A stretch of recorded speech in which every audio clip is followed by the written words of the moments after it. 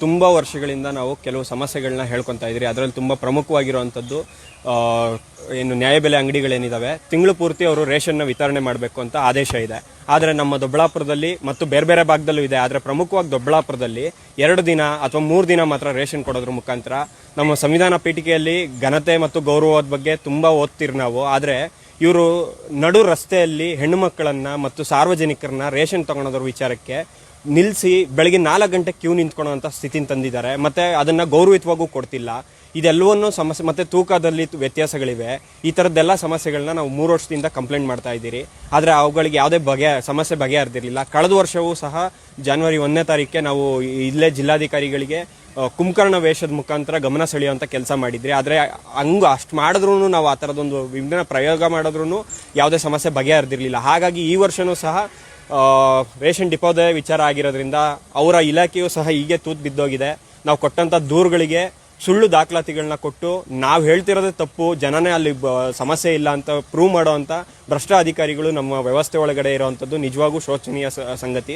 ಹಾಗಾಗಿ ಜಿಲ್ಲಾಧಿಕಾರಿಗಳೇ ದಯಮಾಡಿ ಅಂಥ ಅಧಿಕಾರಿಗಳ ಮೇಲೆ ಕಾನೂನು ಕ್ರಮ ಕೈಗೊಳ್ಳಬೇಕು ಮತ್ತು ಜನಗಳೇನು ಕಷ್ಟಪಡ್ತಿದ್ದಾರೆ ಅದನ್ನು ಆದಷ್ಟು ಬೇಗ ಬಗೆಹರಿಸಬೇಕು ಅನ್ನೋದು ನಮ್ಮ ಉದ್ದೇಶ ಆಗಿತ್ತು.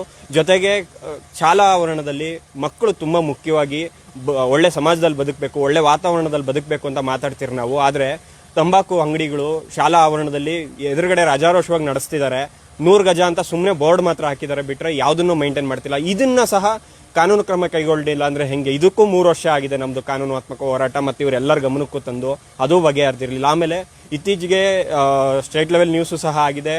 ಏನು ಚನ್ನದೇವಿ ಅಗ್ರಹಾರ ಗ್ರಾಮ ಪಂಚಾಯಿತಿಯಲ್ಲಿ ಗಾಡಿಗರ ಪಾಳ್ಯದಲ್ಲಿ ಮೂಲ ಸೌಕರ್ಯಗಳಿಲ್ದಿರಂಗೆ 60-70 ವರ್ಷದಿಂದ ಜನ ತೊಂದರೆಗಳನ್ನ ಅನುಭವಿಸ್ತಿದ್ದಾರೆ. ಇವತ್ತಿಗೂ ಸಹ ಇನ್ನೂ ಗುಡಿಸಲು ಅಲ್ಲಿದೆ. ಮುಖ್ಯಮಂತ್ರಿಗಳ ಗುಡಿಸಲು ಮುಕ್ತ ಕನಸುಗಳು ಇಲ್ಲೆಲ್ಲವೂ ಸಹ ಏನೂ ನಡೀತಿಲ್ಲ, ಜಾರಿ ಆಗ್ತಿಲ್ಲ. ಮತ್ತೆ ಇವತ್ತಿಗೂ ಅವ್ರಿಗೆ ಮೂಲ ದಾಖಲಾತಿಗಳು ಇಲ್ದಿರೋ ಹಂಗೆ ಬದುಕ್ತಿದ್ದಾರೆ. ಒಂದು ರೇಷನ್ ಕಾರ್ಡ್ ಇಲ್ಲ, ಕರೆಕ್ಟಾಗಿ ಏನು ಅವ್ರಿಗೆ ಆಧಾರ್ ಕಾರ್ಡ್ಗಳಿಲ್ಲ, ಈ ಥರದ್ದೆಲ್ಲ. ಆಮೇಲೆ ಇರೋದಕ್ಕೆ ಮನೆ ಇಲ್ಲ, ಸತ್ತರೆ ಹೋಗ್ಲಿ ಸ್ಮಶಾನಕ್ಕೂ ಸಹ ಜಾಗ ಇಲ್ದಿರುವಂಥ ಸ್ಥಿತಿ ಇವತ್ತಿಗೂ ನಮ್ಮ ದೊಡ್ಡಬಳ್ಳಾಪುರದಲ್ಲಿ ನಮ್ಮ ತಾಲೂಕಲ್ಲಿ ಇರೋದು ತುಂಬ ಬೇಸರದ ವಿಚಾರ. ಯಾಕೆ ಅಂದರೆ ಇವರೆಲ್ಲರೂ ಸರಿಯಾಗಿ ಅಧಿಕಾರಿಗಳು ಕೆಲಸ ಮಾಡಿದರೆ ಇಂಥ ಸಮಸ್ಯೆಗಳು ಇರಬಾರ್ದಾಗಿತ್ತು.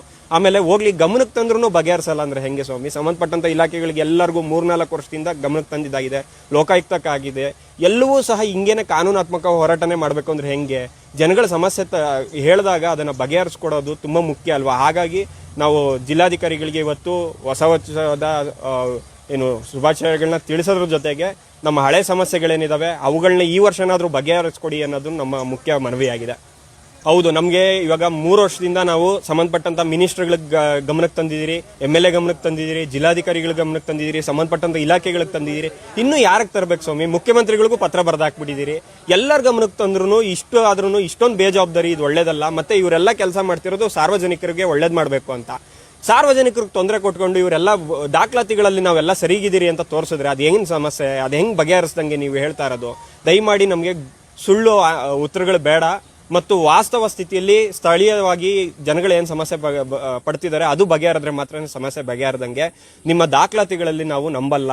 ದಯಮಾಡಿ ಆ ದಾಖಲಾತಿಗಳಲ್ಲಿ ಮತ್ತೆ ನಮ್ಮ ಕಂಪ್ಲೇಂಟ್ನೇ ಕ್ಲೋಸ್ ಮಾಡಿಬಿಟ್ಟಿದ್ದಾರೆ ಇವರು. ನಾವು ಕೊಟ್ಟಿರೋದೇ ದುರುದ್ದೇಶದಿಂದ ಸುಳ್ಳು ದೂರುಗಳು ಅಂತೇಳಿ ಕಂಪ್ಲೇಂಟ್ನೇ ಕ್ಲೋಸ್ ಬಿಟ್ಟಿದ್ದಾರೆ. ಎಲ್ಲ ದಾಖಲಾತಿಗಳು ಕೊಟ್ಟಿದ್ದೀರಿ, ಆದರೂ ನಮ್ಮ ಉದ್ದೇಶ ದೂರು ಎಲ್ಲವೂ ತಪ್ಪು ಅಂತ ಹೇಳ್ತಾರೆ ಅಂತಂದ್ರೆ ಅಧಿಕಾರಿಗಳು ಎಷ್ಟು ಭ್ರಷ್ಟ ವ್ಯವಸ್ಥೆ ಆಗಿದೆ ನಮ್ಮಲ್ಲಿ ಅನ್ನೋದು ಗಮನಿಸಬೇಕಾಗತ್ತೆ. ಹಾಗಾಗಿ ಈ ಭ್ರಷ್ಟ ವ್ಯವಸ್ಥೆ ಈ ವರ್ಷ 26 ಏನು ಬಂದಿದೆ, ಈ ವರ್ಷನಾದರೂ ಬಗೆಹರಿಲಿ, ಸಮಸ್ಯೆಗಳಿಂದ ಜನಗಳು ಒಂದು ಸ್ವಲ್ಪ ಮುಕ್ತಿ ಪಡೀಲಿ ಅನ್ನೋದು ನಮ್ಮ ಆಶಯ.